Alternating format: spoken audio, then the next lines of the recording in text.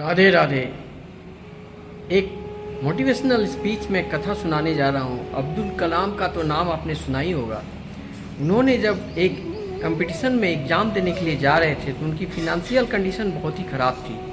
तो उनकी बहन बोली कि आप इतने नाराज़ क्यों हो, तो मुझे जाने का किराया नहीं है, मैं एग्ज़ाम हॉल तक जाने का जो पैसे लगेंगे वो नहीं है। फिर उनकी बहन ने अपनी जेवर बेच करके उनको पैसा दिए, तो सिर्फ जाने का किराया उनको मिल गया। और मिलने के बाद उन्होंने अपने एग्ज़ाम देने के लिए वहाँ पर पहुँच गए। एग्ज़ाम देने के बाद में वो फेल कर गए। फेल करने के बाद उनको मन में इतनी ग्लानि हुई कि मैं अपनी बहन से क्या मुंह दिखाऊंगा, फिर जाने का मेरे पास किराया भी नहीं है। तो सुसाइड करने के ख्याल से एक टीले के पास पहुंच जाते हैं कि मैं अपनी ज़िंदगी को नहीं रखूंगा। फिर उस समय एक संत मिल जाते हैं उनको। उन्होंने उनको बताया कि आप क्या यहाँ क्या कर रहे हो, तो उन्होंने अपनी सारी दास्तान सुनाई। तो अब्दुल कलाम साहब को, चूँकि वो मुस्लिम थे और संत एक ब्राह्मण था, तो फिर भी उनको स्वागत करके बोला कि देखो मेरे भाई, मेरे बच्चे, तुम इस तरह से अपनी जीवन लीला को समाप्त मत करो। तुम्हारे ऊपर कुछ बड़ा सारा कुछ होने वाला, चलो मैं तुम्हारे बारे में कुंडली देखता हूँ। तब जब वो कुंडली देखे तो बोले कि तुम इतनी जल्दी हताश मत हो जाओ, तुम्हारे लिए ऊपर वाला बहुत बड़े बड़े पोस्ट रखे हुए हैं। फिर उन्होंने, वो पंडित ने उनको किराया दिया और किराया देकर वो वापस घर आए। और घर आने के बाद में अपना पढ़ाई जारी रखी। और जारी रखने के बाद में उनको इतनी बड़ी सफलता मिली कि वो बहुत बड़े साइंटिस्ट बने, मिसाइल का एक बहुत बड़ा साइंटिस्ट बने, जो वर्ल्ड में उनका एक नंबर 1 का स्थान आया। और कुछ दिन के बाद वो इंडिया का राष्ट्रपति, प्रेसिडेंट ऑफ इंडिया बने। ये है अब्दुल कलाम साहब का ये संदेश, ये कथा, ये मोटिवेशनल स्पीच था। मैंने आज ही मैं एक किताब में पढ़ा, उनकी हिस्ट्री को पढ़ा, उनसे मैं ये चीज़ सीखा, तो मैं अपने वीडियो में आप तक ये अपलोड करके दिखाया।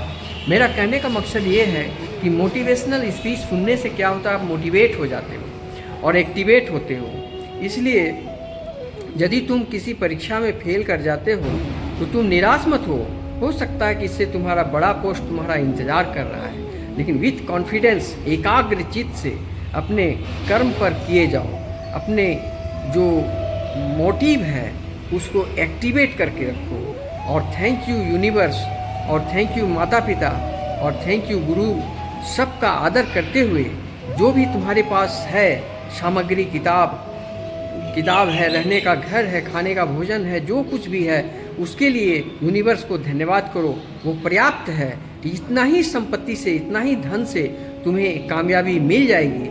इतना याद रखना कि कभी भी कोई भी इंसान कामयाब हुआ है तो नीचे से ऊपर गया है, ऊपर से नीचे नहीं आया है। जो भी कामयाब हुए हैं वो, उसका एकमात्र उद्देश्य होना चाहिए एकाग्र चिंतन और किसी एक एक्टिवेट होकर के।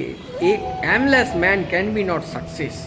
जिस इंसान का लक्ष्य कमज़ोर होता है उसकी सफलता भी कमज़ोर होती है। इसलिए जो काम करना चाहते हो उस पर टारगेट करो और उस टारगेट पर एकाग्र चित्त होकर के प्रयत्नशील रहो। और तब तक हार मत मानो जब तक तुम्हारी सफलता न मिल जाए। यही है सफलता का राज, यही है motivational speech. How to control your mind. तो माइंड को कंट्रोल करने के लिए सिर्फ पहला चीज़ रखो कि वो तुम किसी से उम्मीद मत करो, किसी का मोहताज होकर जीना मत सीखो। खुद पर कंट्रोल करो, खुद माइंड को कंट्रोल करो, खुद को नियंत्रण करो, खुद से प्यार करो, खुद को रक्षा करो। ये शरीर जो बॉडी है तुम्हारा, इसको डिटॉक्स रखो, मेंटली डिटॉक्स रखो, कूल माइंड में रहो, क्रोध में मत आओ। इसके लिए अगर तुम्हें मोटिवेशनल किताब पढ़नी है तो भागवत गीता पढ़ सकते हो। भागवत गीता पढ़ो, समझो, मनन करो, चिंतन करो। तुम अगर स्टूडेंट हो कोई बात नहीं है, तुम स्टूडेंट हो, अपने पूरे कोर्स को पर ध्यान दो। लेकिन जब भी समय मिले तो भगवत गीता का 18 अध्याय का 700 श्लोक है, इसमें एक एक श्लोक पढ़ते रहो और उसका फॉलो करो। देखना तुम मेंटली डिटॉक्स हो जाओगे, फिजिकली डिटॉक्स हो जाओगे। शुद्ध शाकाहारी भोजन करो जिससे तुम्हारा मेंटली, फिजिकली सब डिटॉक्स होता रहेगा। सतोगुणी विचारधाराएं तुम्हारे अंदर आएंगे। ये गीता का ज्ञान है। गीता का सबसे पहला उद्देश्य ये है कि तुम कर्म पर काम फोकस डालो, भाग्य पर नहीं। तुम अपने जो उम्मीद रखते हो उस उम्मीद को छोड़ दो, तुम अपने कर्म पर फोकस करो। देखना तुम्हारा जो कर्मों का फल है वो स्वयं मिलता जाएगा। तुम्हारा प्रमोशन पर प्रमोशन होता जाएगा, सक्सेस पर सक्सेस होते जाओगे। इसके लिए तुमको 3 काम करना है। एक, यूनिवर्स को धन्यवाद करो और थैंक यू यूनिवर्स बोलो। दूसरा, अपने माता पिता का थैंक यू बोलो, उनको धन्यवाद करो, श्रद्धा करो, विश्वास करो। तीसरा है गुरु का। अपने गुरु यानी माता से शुरू होते, माता से बड़ा कोई गुरु नहीं। माता और जो जिसने स्कूल कॉलेज में जो तुम गुरु जो तुमको शिक्षा दिए हैं, या कोई सीनियर स्टूडेंट जो तुमको मोटिवेट किए हैं, वो भी गुरु हो सकते हैं। तो इसलिए सत्संगी गुरु के आश्रम में जो ज्ञान मिलता है उनको तुम श्रद्धा करो, विश्वास करो, उनके मार्गदर्शन पर चलो। बिना गुरु का ज्ञान होता नहीं है। इसलिए किसी गुरु के आश्रम में लेकर एक अच्छे लक्ष्य, कहा गया कि लक्ष्य यानी aim, aimless man can be not success. जब तक तुम्हारा कोई मजबूत लक्ष्य नहीं होगा तब तक तुम्हारी कोई सफलता मिल नहीं सकती। इसलिए मजबूत लक्ष्य बनाओ। और ये सबसे मजबूत इंसान बनने का जो उम्र है वो 18 से लेकर 24 साल का उम्र तक है। इस समय मस्ती कम करो और अपने प्रमोशन के लिए, अपने सफलता के लिए, अपने विकास के लिए जो मेहनत है उसका सही वक्त यही है। और इस वक्त को जो खो देता है वो ज़िंदगी में असफल हो जाता है, प्रत्येक इंटरव्यू में फेल हो जाता है, ना उनसे नौकरी होती है। फिर धीरे धीरे उनका समय बीतता चला जाता है। फिर 30-35 पार करने के बाद में उसका ओल्ड अवस्था आने लगता है, सारे उसकी एक्टिविटीज़ कमज़ोर होने लगती है और फिर वो असफल होकर के दुनिया से चले जाते हैं। इसलिए सबसे मेरे स्टूडेंट भाइयों से मेरा ये कहना है, मेरे छोटे बच्चों से ये कहना है कि तुम्हारा सबसे इम्पोर्टेंट समय जो है किशोरावस्था, जिसमें तुम अपना अध्ययन पर एकाग्र चित्र, मन को नियंत्रण करके उस पर तुम कार्य करो। देखना तुमको सफलता अवश्य मिलेगी। यही कंसंट्रेट का उम्र है। सही वक्त के अनुसार सही कार्य करो और इसी ठीक सफलता पाते के साथ वैवाहिक जीवन करो। विवाह में भी विलंब करके विवाह करने से कोई फ़ायदा नहीं होता है।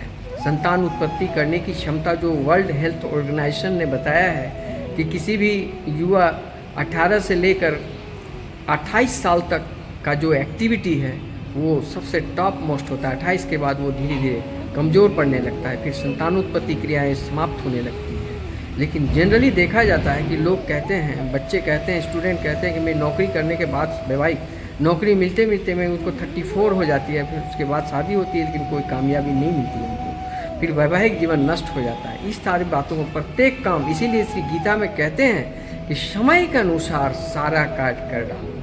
समय निकल जाने के बाद में वो मिलने वाला नहीं है। दुनिया का सबसे कीमती चीज़ क्या होता है? वो है वक्त। समय को मत गंवाओ, समय का इस्तेमाल सही रूप से करो। Aimless man can be not success. एक ऐसा उद्देश्य बना लो कि इतने समय के अंदर में इतना हमको सक्सेस कर ही लेना है और अपने काम पर पूरा फोकस करो। और यूनिवर्स ने जितने भी तुमको दिए हैं उससे संतुष्ट रहो, उसको धन्यवाद करो, उसकी रक्षा करो। सबसे पहला रक्षा तुम अपना शरीर का करो। बॉडी तुम्हारा ठीक रहेगा, तुम्हारा सब कुछ ठीक रहेगा। उसके बाद में तुम्हारे पास जो भी धन दौलत है, व्हीकल है, गाड़ी है, बंगला है, घर द्वार, जो कुछ भी प्रॉपर्टी है, उसकी रक्षा के लिए उसकी हिफाजत करो। इसके लिए यूनिवर्स को बहुत बहुत धन्यवाद करो। अपने माता पिता को, गुरु को धन्यवाद करते रहो। जय श्री कृष्णा। राधे राधे।